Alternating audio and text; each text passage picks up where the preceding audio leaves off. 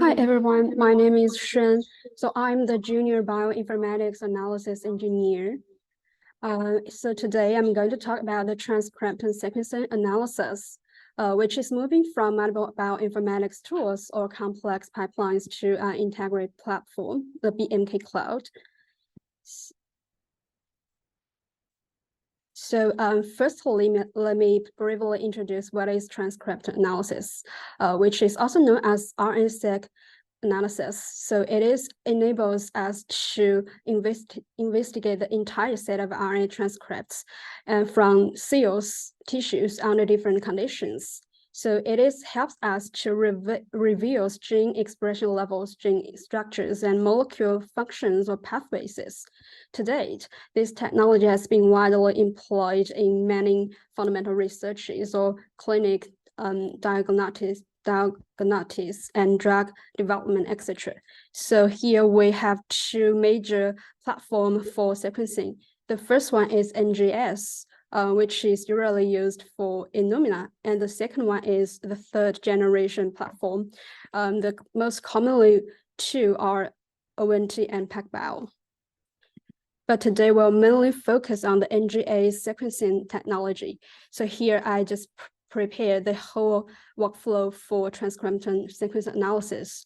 The three major steps are library preparation, sequencing, and bioinformatics analysis. But today we'll focus more on the bioinformatics analysis process.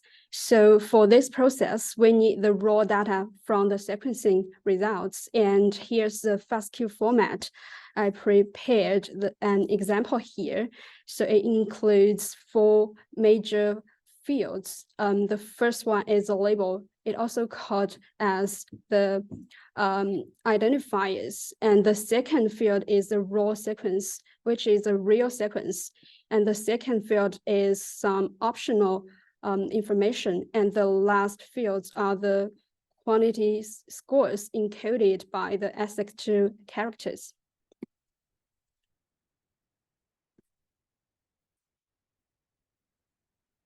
And then I will introduce the whole full bioinformatics process. So they are quality control alignment, generate the gene counts and differential analysis. And the last one is the enrichment analysis. Besides this, so our company actually offers more services such as alternative splicing protection and etc. I'm not going to expand them today, but if you are interested in this analysis, we could offer more webinars later. So the first step in bioinformatics is quality control, which is to obtain the raw reads as FASTQ files and to filter some adapters and removing some low quality reads, and then we can get the clean data. And here we have the criterion for the quality score, which is Q30. It means the probability of 1 errors in 1,000 times, which also means we can reach the accuracy over 99%. And there are many tools for these steps, such as FastQC and FastP. But today we're going to talk about FastP. So here I just prepared some simple usage and the link of FastP. And you're welcome to explore more about these tools by yourself. So if you need these slides, just let me know. I can share the slides later for everyone. And the second step is alignment to the genome. And the input is the clean data we just got from the QC steps and also the reference genome. And here we'll go through 3 major steps that are indexing for the reference genome and align the rates to the indexed genome. And then we will do the post-alignment processing, such as convert the SAM to BAM files. And the BAM files, which is a is a file that includes all the alignment results. So the 2 tools we're using here are HZ2 and SAM tools. I also prepared the resources for HZ2 and SAM tools. And then the step is to generate the gene counts and visualize the gene counts. Here, the input is indexed and sorted and indexed bind files, and also the genome annotation files here. And we will go through assembling, quantification, and generating the gene matrix using string T. And here I actually prepared one gene counts file here. So the first two columns are the gene ID and gene name, and the first row are all the samples. So let me just take a quick example is this first value, 314. Here means the count value for the first gene in the first sample. And to visualize these metrics, we can plot the PCA plots and the correlation plots. And here I also prepare the resources for string T. And then the very important step is differential analysis. Here our input is a normalized counts matrix. So it is actually from the raw gene counts. Here we just remove some factors such as a read length or sequencing depth to remove noises, and we can get more better results. Here we will also go through some process using the tools DSEC2 and HR. So the main differences between these two tools is that DSEC2 is used for samples with biological replicates, but HR is employed for samples without biological replicates. And for the results, we can also we can do some visualization like volcano plot and heat map. And I prepared some examples from our final results. The first one is volcano plot, and the second one is clustering heat map. And here's the resources for DSEC2. So the last step is enrichment analysis. Here, we just wanted to get identify the classes of genes that overrepresented in a large set of genes or proteins. Then we can estimate their potential biologic pathways or molecular functions. And the annotation databases we're using are CGO, GeoKGG, and so forth. And here are two examples from these databases. The first one is GeoClassification, which defines all the molecular functions. And the second one is from KGG databases, and it just defines all the pathways. So actually all the analysis I've mentioned above can be done with our BMK platform. So there are many advantages for our platform. The first one is cloud computing, which means you can upload your data on the cloud to get fast and efficient analysis. And all the tasks are processed on the cloud, so there is no restrictions or limitations on your own laptop. And the second one is integrated pipelines. So which means there are easier way for you to do your analysis. Just upload your data and set some parameters, and you can get the results. There's no need for programming backgrounds. And the third advantage is we also provide some data mining and visualization functions. Here you can get some personalized analysis by yourself, and you can visualize all the plots and results on this cloud. And the last one is we will make sure your data is private, secure, and stable in the cloud. So here, actually, I prepared some slides to show you how to do your analysis on the cloud, but I just, it's better for me to get rid of these slides, just do it for you right now.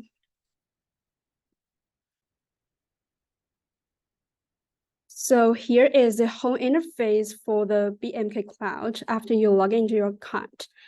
And here you can monitor all your tasks and get access to your data and project here via the project section.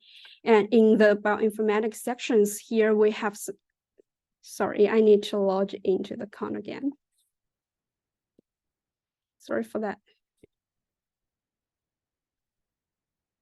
So here we have plenty of apps such as mRNA references or WGS or AppLincoln apps. And today I'll mainly present the mRNA one. And we also have some tools to plot the heat maps as I just show you. And here is a literature section. Here, actually, you can get access to many articles via the PMID title and etc. And the last section is a knowledge center, which is a brief introduction for this cloud. So I'm just show you how to submit your tasks via the mRNA app. Just click the open. You can open this app. Here, first one is to create your own project. So today I'll just create a new one. So I just named it as mRNA demo.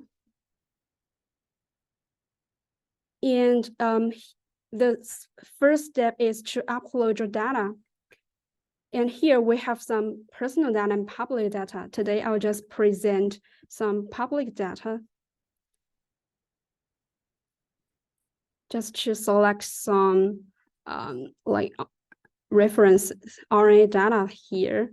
So here you can change the sample name one by one. So for example, I'll just change the name as sample 1, then sample 2, etc.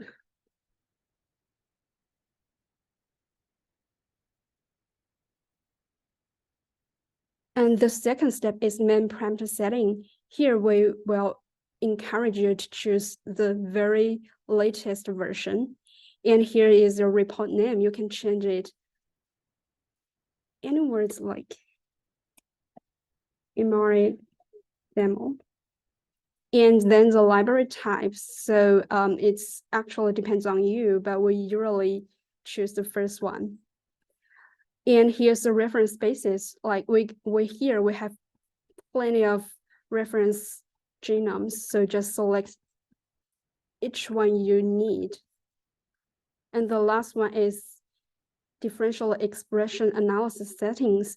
Here, we usually recommend you keep the default settings, but here is the automatic parameter adjustment. I will recommend you click the on because it will automatically change the parameters when your rates filtered is very, very smaller than 200.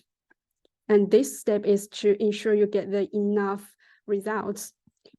And the last step is to change your set your DG groups here. So for example, we have 2 groups. One is control. So here we'll select sample 1 and sample 2 as the control group. And the second group will set it as treatment. Just select the last 2 samples. Here we can create the control and treatment group here. And all the settings done, it's very easy, right? So here you can save your parameter settings and submit your tasks here. So all done, your task was submitted successfully. So here you can monitor tasks here. So this one is running, is what we just created times before. So here you can choose to pause your tasks or just let it stop. And actually, I also prepared a concrete example with the results after all the process have been done. So let me just show you how to find your project. Just click the project. And you need to know your project name.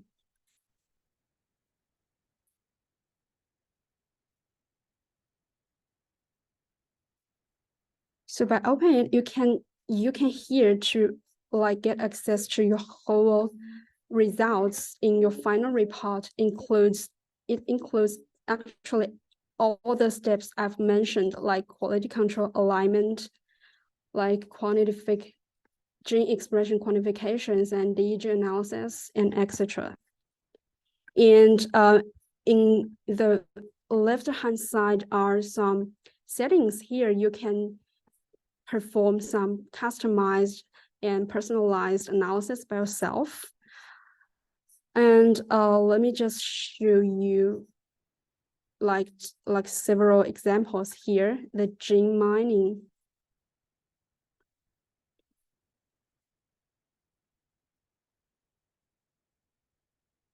So I actually prepared a gene ID list, and I'll show you how it looks like.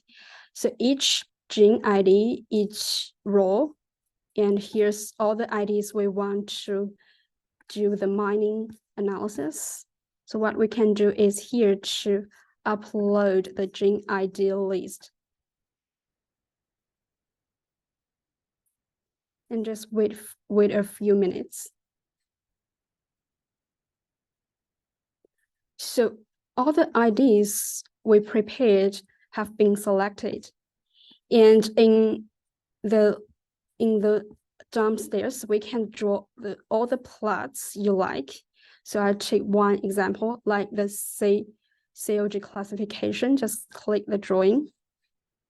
Well, by the way, actually, we can like download all the full list on your own laptop by click the download list, and we can also save all the results on the BMK cloud, like we will analysis results save, and we can rename this task like version 2.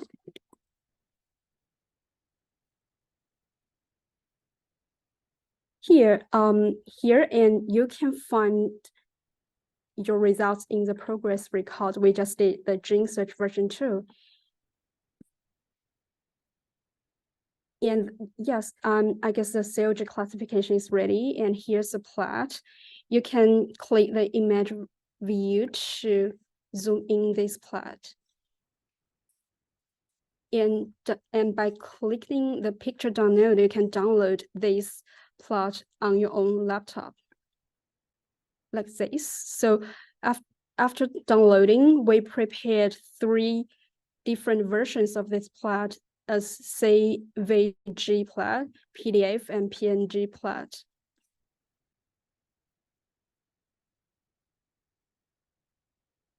And we also offered one clicking drawing option. By clicking this, you can just generate all these plots in a time, but it may take time. So I just saved the results here. And you can see like all the plots are here. And we also have one click download to download all these plots in a time. And here I'll just show you another personalized analysis, which is an advanced heat map. So here's some parameter settings, just depend on your research like objectives. Here we also recommend to keep the like default settings, but here the normalization we will choose row 1, which means normalized by genes. And the clustering schemes, we will also choose the cluster by row, and just to select all the samples here.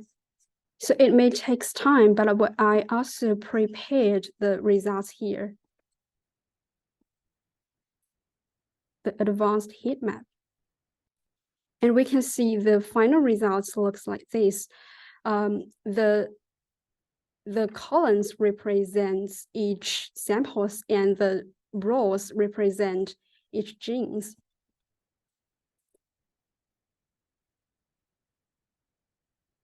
And there are so many different functions. You're welcome to explore them by yourself. And if you have any questions, just let me know. You can email us. We can just reply you directly and tell you how to do it. And we can also rearrange another meetings like today's webinars to show you how to do this analysis. So I guess that's today's topic. So let me know if you have any questions.